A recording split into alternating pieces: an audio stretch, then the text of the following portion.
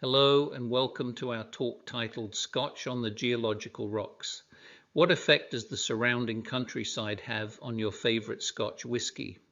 Grab yourself a Scotch, settle back, and enjoy the presentation.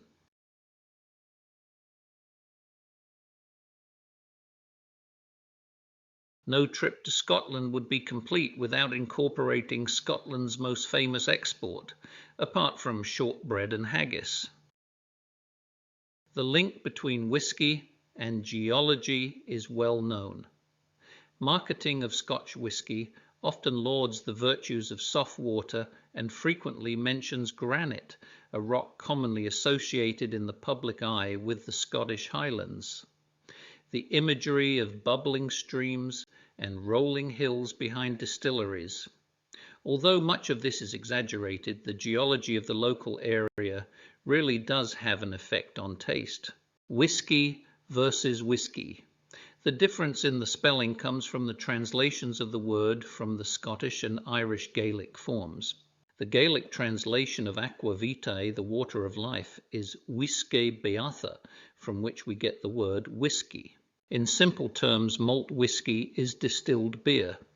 Indeed, several distilleries started in the last century as rather unsuccessful brewing operations, and it was only with the introduction of distillation that a nondescript brew was transformed.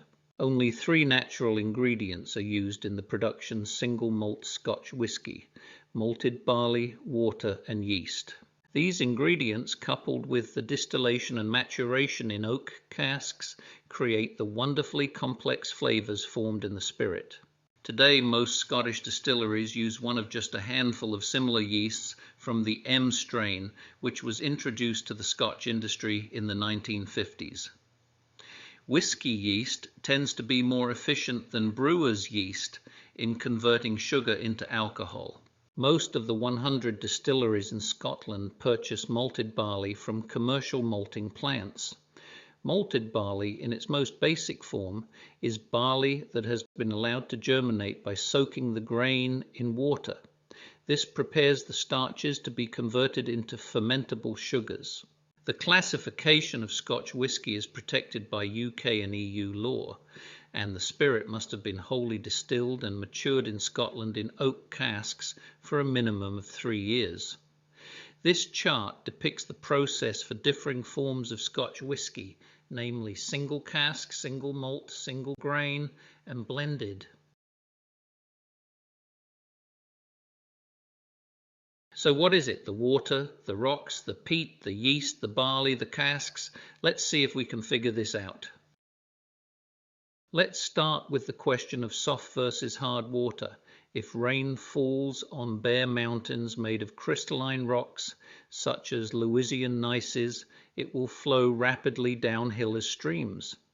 This water has little chance to interact with the underlying rocks, and often has a low mineral content. It will be acid and soft.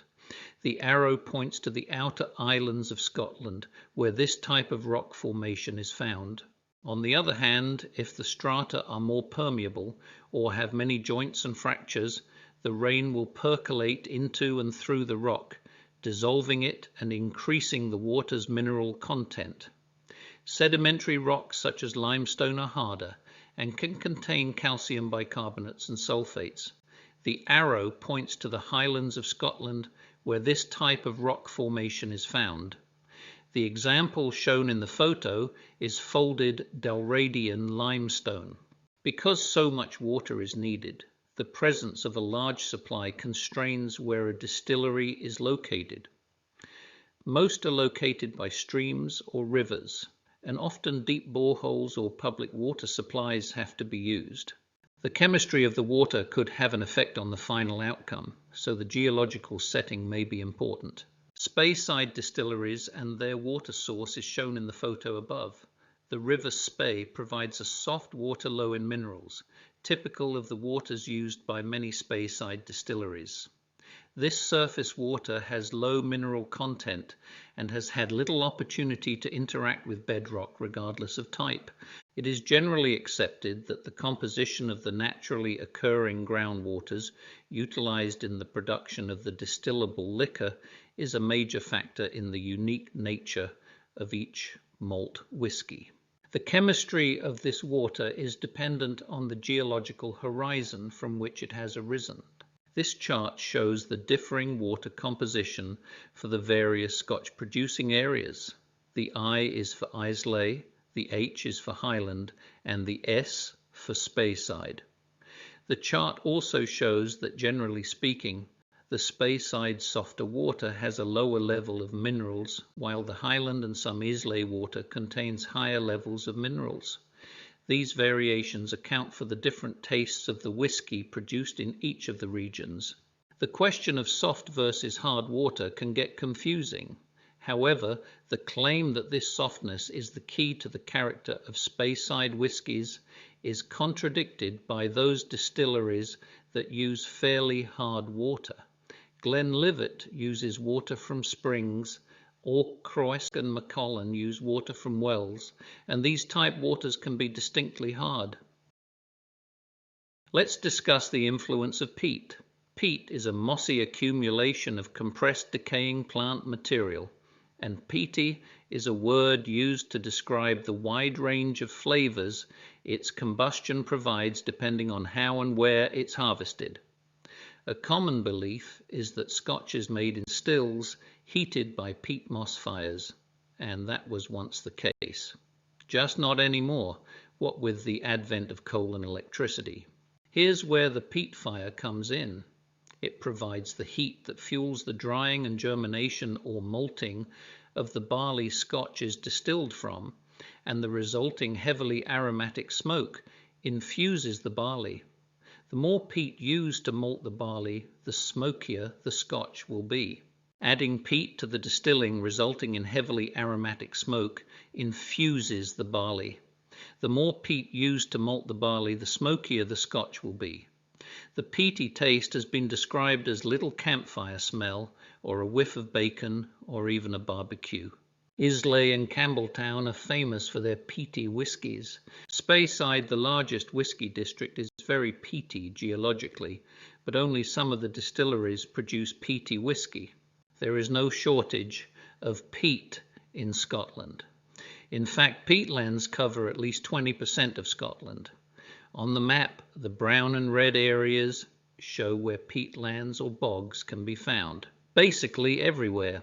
Speyside, the largest whisky district, is very peaty geologically, but only some of the distilleries produce peaty whisky. How about the oak casks used in the aging process of Scotch whisky? The majority of oak barrels used for aging Scotch whisky were originally used to age bourbon in the USA. Scotch whisky is almost always aged in used oak barrels, while bourbon is required to be aged in new oak barrels. Wood, being a solid, contributes solids to the whiskey in the form of various sugars and glycerol. In simple terms, wood contributes flavor, aroma, and texture. Other types of barrels are used as well, with ex-sherry being the second most common oak barrel type. The taste of a great number of single malt Scotch whiskies are influenced by the bourbon and sherry tones. And finally, whiskey gets diluted considerably with deionized water before bottling.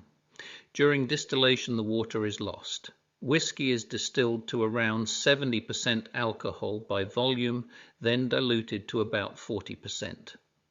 To reduce the alcoholic strength before bottling, a large volume of deionized water is used, which obviously is not of geological origin. But today, distillers can vary all of the aspects of production to suit their tastes. So the original dominance of water, which was geologically determined, is seen as a diminished contributor to the overall variations of the taste of Scotch whisky. I hope we have shedded some light on the whisky subject. Please subscribe to our YouTube channel by pressing the subscribe button below. If you have any comments, questions, or suggestions, please feel free to make them, and we will do our best to respond. Again, thanks for watching, and please do subscribe.